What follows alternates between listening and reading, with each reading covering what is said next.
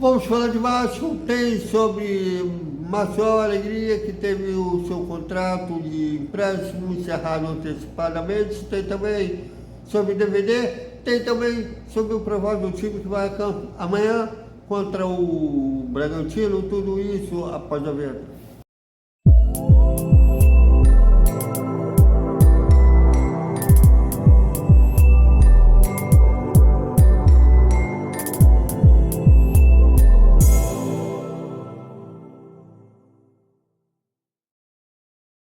Salve, salve galera do Vascão!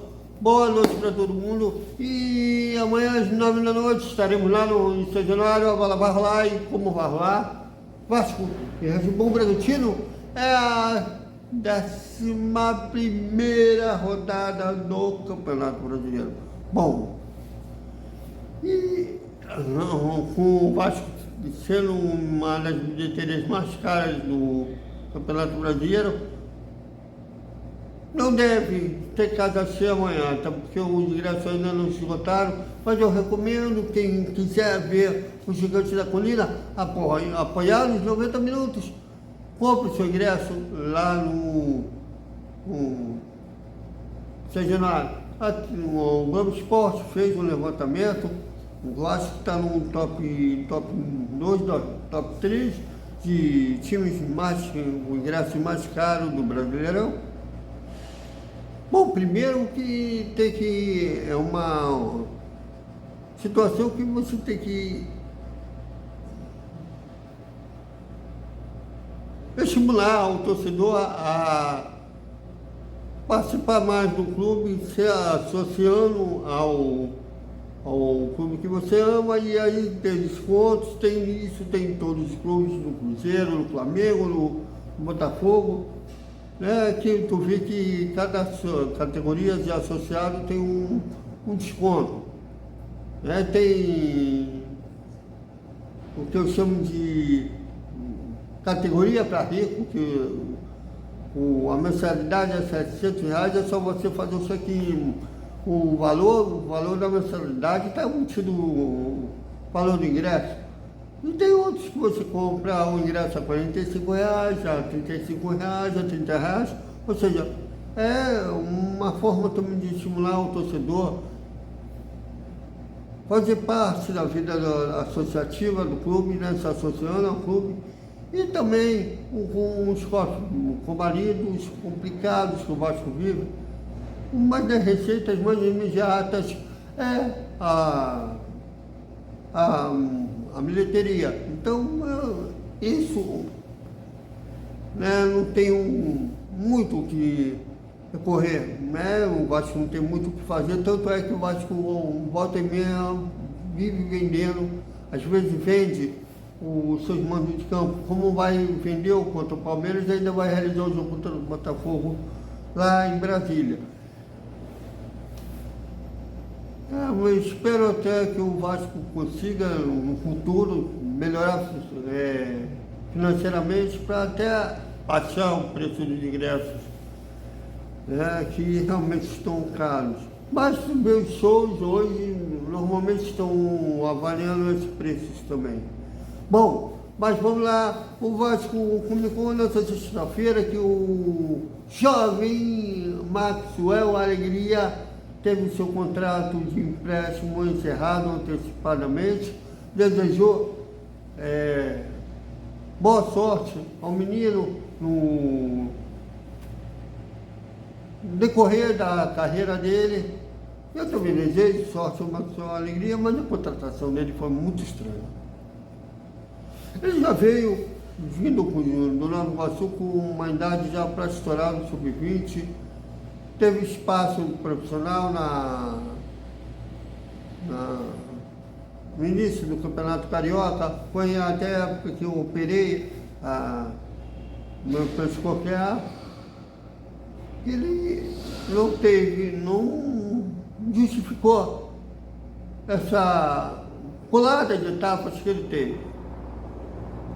E depois perdeu espaço, acabou sendo até natural essa rescisão, mas é uma daquelas contratações que deveriam ser comunicados. Mas o que esperar de uma diretoria que falava tanto da ex e age como a ex. Falei, pelo menos a ex, no nosso grupo, né, com assessoria, a gente podia falar lá. Hoje não, eles só mandam os comunicados. Uma vez eu desabafei com Vasco tão fechado que me sentia que eu estava num continente asiático, são fechados, né? E o Vasco continua fechado, mas era uma coisa para que deveria vir a limpo essa contratação numa só alegria. Mas, de qualquer forma, boa sorte ao Baxuel, quem sabe no futuro ele retorne ao Vasco mais amadurecido, melhor, e o clube esportivamente falando também melhor. Bom, e o DVD está num processo grande de recuperação, deve ficar à disposição do técnico Fernando Diniz, né, já para, quem sabe, até ser titular de novo, né, após a parada da FIFA. Eu vejo muitos torcedores botando uma esperança absurda no DVD. Agora vai! O vascaíno está numa desespero tão grande, mas tão grande, que eles colocam em uma única pessoa, é como se fosse a religião tem muito disso, né? Colocar em uma única pessoa, resolver todos os problemas. Eu acho que tem isso, botar esperança em uma pessoa para resolver todos os nossos problemas. E eu vi isso em muitos jogadores, até muitos vindo da base, sem estarem amadurecidos. Vi com contratações, até recentemente com o Dimitri Paé e o Felipe Coutinho.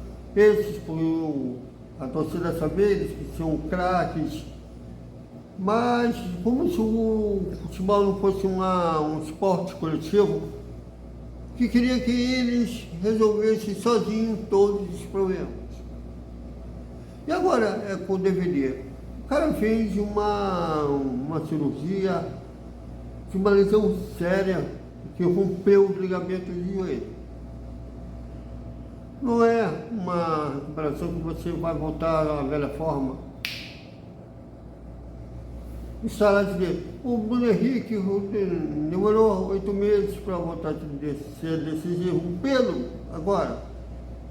Mesmo assim, o Pedro não está jogando titular todos os jogos do Flamengo. Então, muito cuidado com esse excesso de esperança, botar o DVD uma prateleira muito acima. Porque ele não era um craque, um gênio, um Pelé, um Maradona, um Roberto Dinamite, um Edmundo da vida, um Maradona saindo driblando um time inteiro em plena Copa do Mundo. Ele é um cara desse, tem uns momentos de lembranças, não esqueço do golaço que ele fez contra o Criciúma, lá em Santa Catarina, limpou um adversário, bateu de fora da área, acertou o ângulo do goleiro. Mas é um cara que estava sendo útil, o Rafael Paiva, né? Assim como o Alisson também, quando recuperar a velha forma vai ser útil. Mas colocar uma prateleira acima, calma, muita calma nessa hora. Bom, e sobre o time que vai a campo amanhã, aliás, o Luiz Gustavo deve, na próxima semana, ter o seu contrato renovado, assim como o Vasco fez hoje com o Lucas Agüero, né, com um salário ajustado e uma extensão de contrato, né, para caso clubes de fora queiram contratar ele. Mas deve vir o acerto na próxima semana entre o Vasco e o staff do jogador, está tudo para caminhar para isso. E mas o Luiz Gustavo deve ir ao banco e a zaga de amanhã deve ser formada novamente pelo João Vitor e o Freitas. Se bem que o Luiz Gustavo se deu muito bem com o João Vitor, mas o Fernando Diniz optou no jogo contra o Melgar, o Freitas, né? Então ele deve ser mantido na zaga. E a tendência é que seja ao mesmo tempo que o Melgar, até porque o Hugo Moura, assim como esteve na última terça-feira, está suspenso também pelo Campeonato Brasileiro, já que lá na Copa Sul-Americana o Hugo Moura estava suspenso porque foi expulso da Venezuela. E para esse jogo, o Moura está suspenso porque ele levou o terceiro cartão amarelo na derrota contra o Fluminense. Então, a tendência é que a dupla de volantes, que tem a missão de proteger a zaga, seja mantido o Jair e o Tchê. Então é o que o torcedor já conhece. O provável time do Vasco: Léo Jardim, Paulo Henrique, João Vitor, Luiz Gustavo, aí eu falei do Luiz Gustavo agora há pouco, desculpem. Freitas e Lucas Pito. Jair, Nuno Moreira e Felipe Coutinho, Rayan e Laerte deverão ser esses 11 que iniciarão jogando amanhã em Serginado. Então, é isso, galera. Até o nosso Desperta Vascaíno, que será o pré-jogo Vasco e Bragantino, e lá para as 7h30 deveremos estar lá em São Januário. Às 8h, análise rápida da escalação, e não terá nossos flashes, né, nossos shorts, a entrevista coletiva ao vivo lá de São Januário, e repercutir tudo que rolar lá na colina histórica. Até mais.